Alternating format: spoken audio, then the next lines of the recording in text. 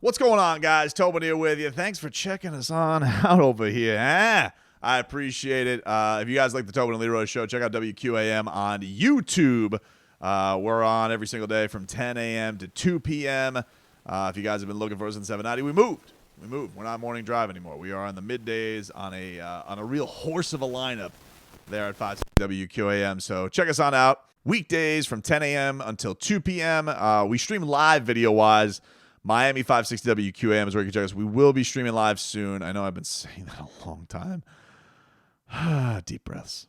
On the 560 YouTube page. So check that on out. If you guys go subscribe over there. And the Porpoise Pod.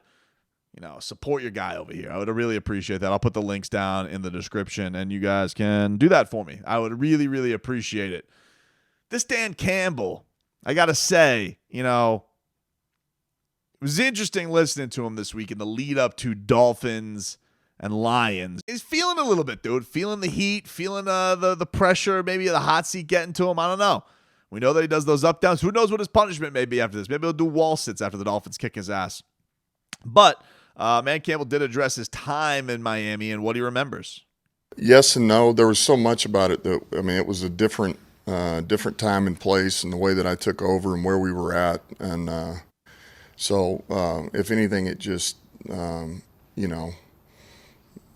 done it, that was my first time to actually do it, was in season. So, you take that experience with you. And there's a lot of things you learn on the fly there. Just, I think I've said this before, but I'll never forget my first game out there was Tennessee, and we got to the first. We did pretty well, but our first punt of the game, it was fourth down, and I'm standing there like this, and I just feel these eyes on me, and I realized that the call's on me, whether we punt or go for it. So, but anyway, come a long way since then.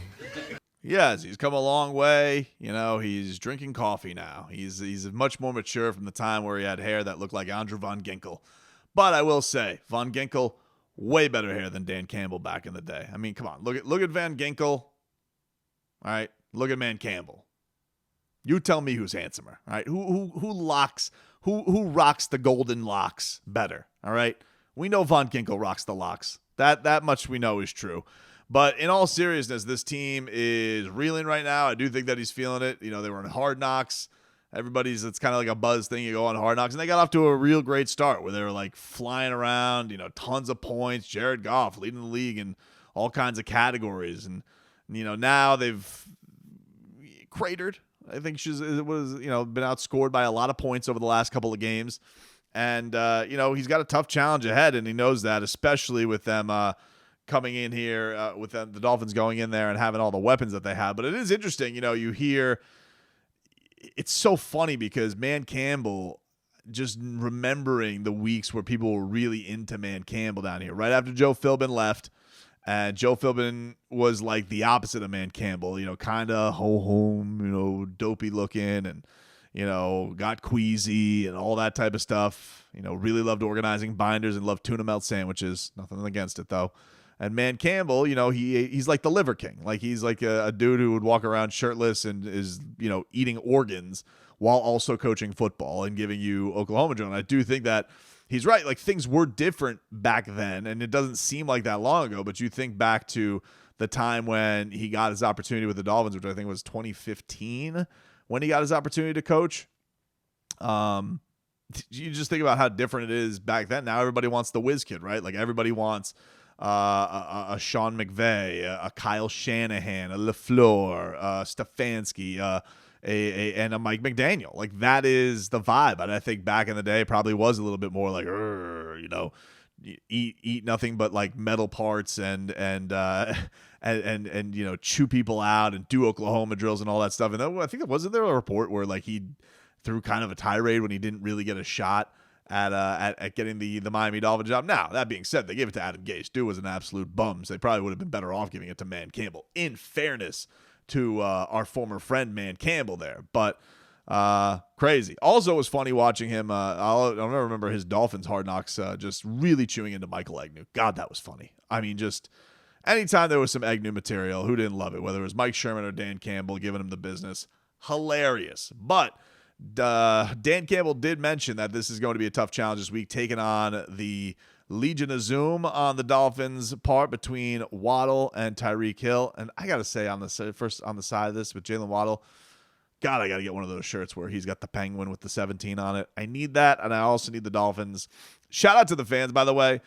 They beat me to this. I wanted to do this for Halloween, but shout out to the fans that dressed as penguins with 17 jerseys. That's what I wanted to be for Halloween, but I was beat to the punch. I went to like Dolphins Reddit like 3 weeks ago. Somebody did it. I was like, damn it, they took my idea. And then I started seeing it at the game, which really made me happy, seeing people in the stands dressed as penguins with Waddle jerseys on it. Now all I want is for Garfinkel to sell little stuffed penguins with 17 jerseys on them. I'm not asking for too much. I just feel like that's the way to go when the Dolphins are giving up a gold mine, quite frankly. That's really how I feel about it. But here's Dan Campbell. It is challenging, and it's when there's one that's that way, you can use some resources to help over there. Now by doing that, you take away from your run game a little bit, your run defense, and so now you're asking a lot out of your front. But when you got two, you're going to get spread pretty thin. So we got to be on. We have to be on point. Yeah, Everybody's got to be where they're supposed to be. We need to find a little bit of disruption. I'll tell you what makes it difficult. It's one thing that they just have those guys and do what they do, but they do a ton of this fast motion snap. And so now they're already built up speed, snapping it on the run, and two, it gets rid of the ball very fast. That helps him get rid of it fast. You got speed, and you're already motioning with tempo into your routes. So it's a challenge, but I like what we have up. Our guys are, they're excited about the challenge.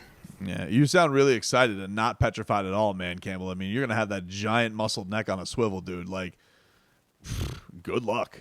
I mean, everybody sees. Come on, we see how dangerous this has been. It's been, as far as yards is concerned, it's been as dynamic as anybody can hope. The only thing the big thing that the Dolphins need to do is start converting that and getting that into the end zone. You hope that starts up this week against a Lions team that gives up a lot. So it has not been a very impressive defense in any way.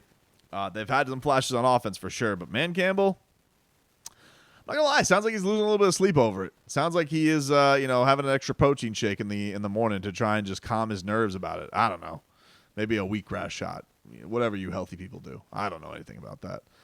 This was interesting, and I only bring this up for a couple of reasons. I bring this up because, one, position I would say of need. I don't think everybody's quite sold on this yet. And two, I gotta give props to my guy Leroy Horde, because he brought this up before the season. Before the season even started, he had said for the Dolphins, why not go after this particular running back? And the running back I'm referring to is Kareem Hunt. And Kareem Hunt on the Cleveland Browns, he started the year asking for the Browns to trade him. And the Browns said, kick rocks. Obviously, the Browns are going through a lot. They do not really have their quarterback situation settled, waiting for Deshaun Watson to come back. Our old friend Jacoby Brissett, he is taking snaps for them. And they've been riding with Nick Chubb and Kareem Hunt, and that's a hell of a dynamic duo. But obviously, their season has gone awry. Deshaun Watson is on the horizon, but maybe also has some more drama that's ensuing with some more lawsuits that he's going to have to deal with. So maybe Cleveland is ready to just flush this season down the drain. And you have reports that the Browns are listening to trade offers now for Kareem Hunt and quarterback Greedy Williams. But I don't think that's, I don't think the Dolphins are going to go in that direction. They seem like they have been patching along just fine. Plus, they're hoping that everybody kind of gets healthy there. And look, maybe Noah continues to leap off of this. But let's get back to Kareem Hunt. The report is from Jeremy Fowler of ESPN that Kareem Hunt can be traded, believes he will be traded for a 4th-round pick. And we had just had this kind of discussion, mediocre discussion about Christian McCaffrey, and we saw what he went for. He went for 3 draft picks. Kareem Hunt, I'm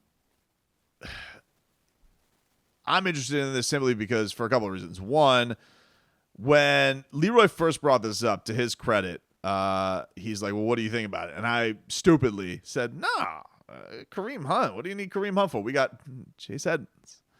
I feel like an idiot. But Chase Edmonds obviously is not balled out the way that we had thought that he would.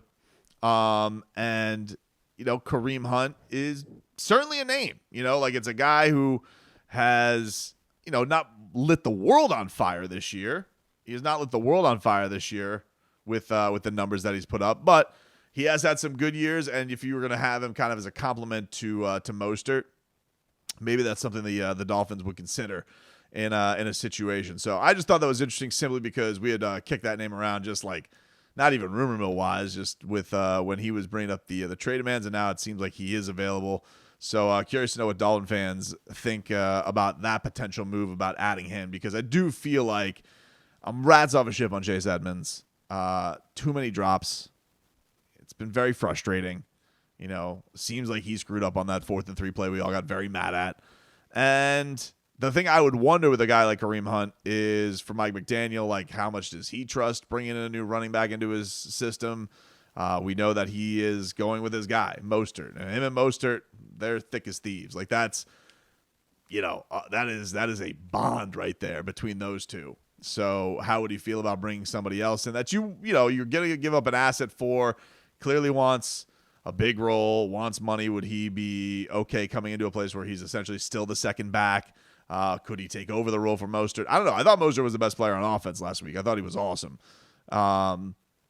And it's just an interesting thing to kind of just keep an eye on when this trade deadline is coming down. I know there's like a lot of stuff on Twitter right now regarding like Jerry Jeudy and the Dolphins potentially going and getting a watch. I just don't think the Dolphins need another receiver, dude. I mean, they got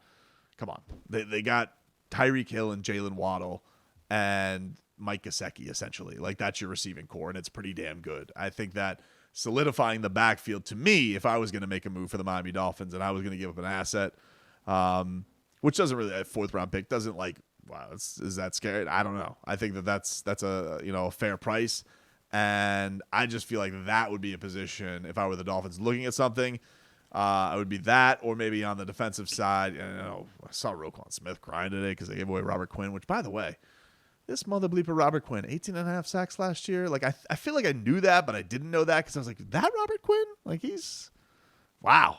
And so he got traded to the Eagles. Eagles making big home run cuts. But Roquan Smith, he was like crying into his shirt.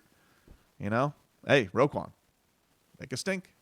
Although he did get absolutely lit up by Carson Wentz on that one play. That was no bueno. But still, won't happen around here. I'm just saying. Be interesting. It'll be an interesting trade deadline to peep at.